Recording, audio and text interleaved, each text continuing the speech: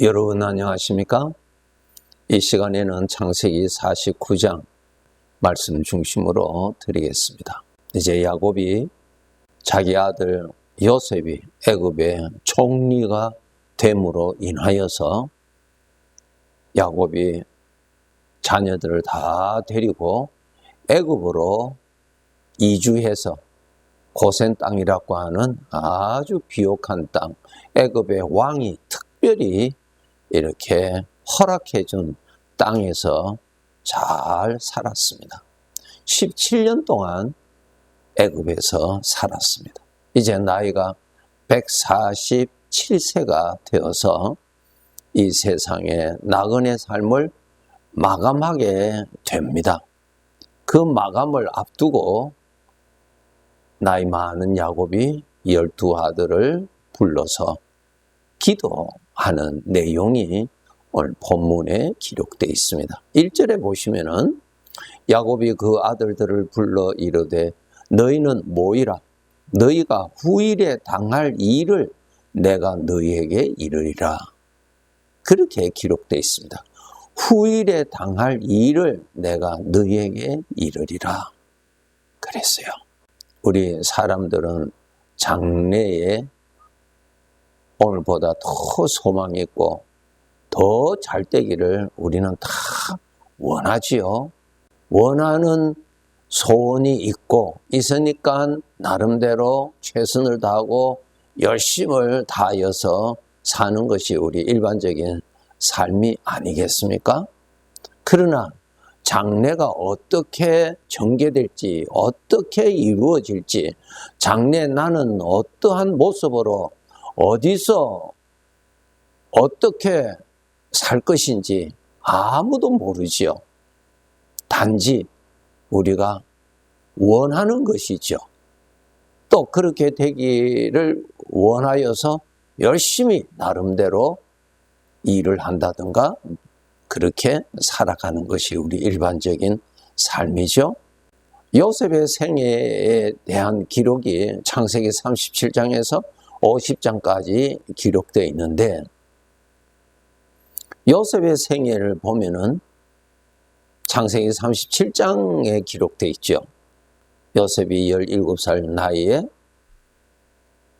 하나님께서 꿈을 통하여서 그의 장래를 보여주셨습니다. 알려주셨습니다. 그 장래를 말입니다. 그 내용이 무엇인가 하면은 들에서 곡식단을 거두어서 이렇게 세워두는데 요셉의 곡식단은 서 있고 자기 형제들 11형제들의 곡식단은 중앙에 서 있는 자기 곡식단을 향하여서 모두 다 절하고 있는 그러한 꿈이었습니다. 하나님께서 주신 것이죠. 하나님은 꿈을 통하여서 그렇게 알려주셨고 보여주셨죠. 요셉의 장래를 알려주셨습니다. 즉, 그 장래는 하나님이 이루실 내용이죠. 하나님께서 요셉의 장래를 알아맞추는 것이 아니고 하나님이 작정하시고 하나님이 이루실 그의 장래를 보여주신 것입니다. 그것은 사람이 할 수 없는 것이죠. 하나님이 하시는 것입니다. 또 똑같은 내용을 두 번째 또 꿈으로 하나님께서 보여주셨죠. 하늘에 요셉의 별이 있는데 형제의 별들이 자기를 향하여서 절을 하고 있었고 해와 달까지도 자기를 보고 절을 하고 있었다고 하는 꿈을 하나님으로부터 보게 됐죠. 조금 전에 말씀드린 대로 그것은 하나님의 계획이요. 하나님이 이루실 것을 꿈을 통하여서 알려주신 것입니다. 보여주신 것입니다. 그래서 요셉은 자기의 장래를 하나님의 말씀을 통하여서 보고 살 수 있게 된 것입니다. 참 귀하죠? 하나님이 이루실 나의 생애, 그것을 알게 됩니다. 우리들의 삶의 미래를 우리 하나님의 자녀들은 잘 알고 살아야 합니다. 어떻게 해서 알 수 있는가 하면은 내 생애의 주인이 되시는, 만물의 주인이 되시는 하나님이 알려주심을 통해서 알 수 있는 것입니다. 여러분, 우리 내일 어떻게 될지 우리는 모르지요. 알 수 없지요. 이렇게 되었으면 좋겠다, 이렇게 될 수 있겠다라고 하는 가능성과 추측과 기대감은 가질 수 있지만은 이렇게 된다라고 하는 것은 우리 사람은 아무도 그렇게 말할 수 없습니다. 모르는 사람이니까요. 우리 믿는 사람들도 내일 어떻게 될지 우리는 모르지요. 그런데 하나님께서, 나의 주인 되시는 하나님께서 우리에게 장래를 보여주셨습니다. 영원한 삶을 보여주셨어요. 천국에서의 삶을 보여주셨어요. 이 세상의 삶에도 보여주신 영역이 있습니다. 창세기 42장에서 애굽의 총리가 된 요셉 앞에 자기 형들이 자기 앞에서 크게 절을 하는 장면이 나오죠. 그때 요셉은 오래전에 하나님께서 말씀으로 나의 장래를 말씀하신 그 꿈을 생각했다 그랬습니다. 요셉은 하나님께서 말씀해 주신 것을 통하여서 그의 장래가 어떻게 될 것이라는 것을 희미하게나마 알았죠. 그리고 형들이 자기 앞에서 절하는 그 현장에서 하나님께서 일찍이 말씀해 주신 대로, 보여주신 대로 하나님께서 이렇게 이루신 것을 그가 생각했다, 그렇게 기록되어 있지요.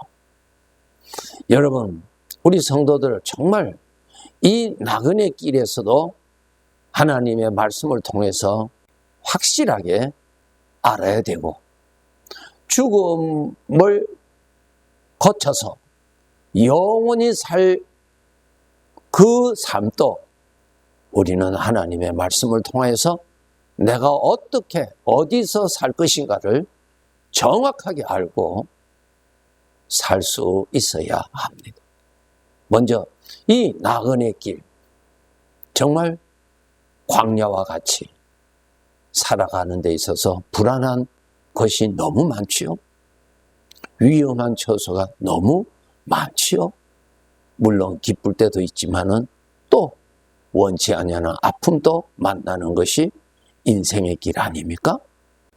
여기에서 우리는 하나님께서 요셉에게 꿈을 통해서 그 장래를 보여주셨던 것처럼 이 험악한 인생의 길을 가는 데 있어서 우리에게 보여주신 말씀이 있습니다.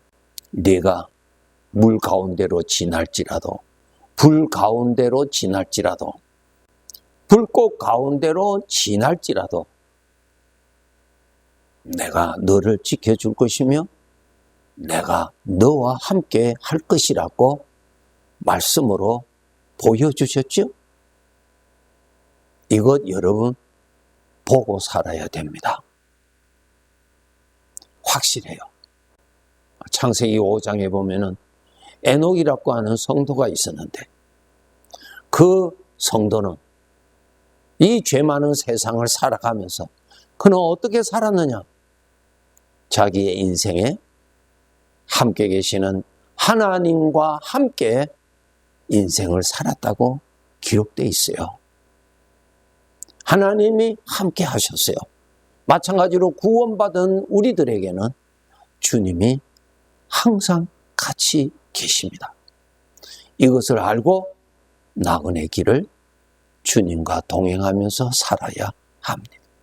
신명기 2장을 읽어보시면 이스라엘 백성들이 광야 생활을 하는 그 어려움 중에서도 하나님께서 이렇게 말씀하셨어요. 나는 너희에게 40년 광야 생활에 나는 부족함이 전혀 없었다고 말씀하신 것이 기록되어 있습니다. 이 나그네 길에 주님이 함께 하십니다. 그래서 주님과 함께 사셔야 합니다. 우리가 어떤 어려움을 만나도 주님은 같이 하십니다.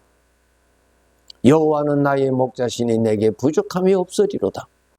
평생 함께 하십니다. 나그네의 삶을 마칠 때까지 주님 떠나시지 않습니다. 설령 내가 부족해서 죄에 빠질지라도 주님은 나 버리고 떠나지 않습니다. 함께 계십니다.